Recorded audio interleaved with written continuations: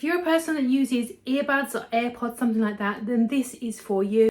If you are concerned about if you go jogging or go to the gym and you're concerned about them flying off, which has happened to me multiple times on the treadmill, you've got this here, and this is a silicone wrap that goes around your neck like this, or you can have it around the front, and it is magnetic on there so that it sticks together, and then you would place your earpods or your similar buds. It hasn't got to be Apple earpods in there like that.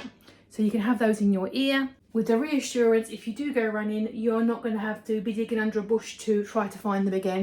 You can just pop them in your ear like that, and it sits behind your neck like that, comfortably, discreetly out the way, and you can obviously remove them at any ease. And so you can use them for any sort of earbud because they are stretchy. The hole it goes into does have stretch. So as long as it's sort of that kind of shape, you should be absolutely fine. Just one of those little things, you don't know you want it until you need it. If you've ever dug around and picked up your earbuds off the floor, you know what I mean. So yeah, these are really a handy little product, and I recommend grabbing a pair.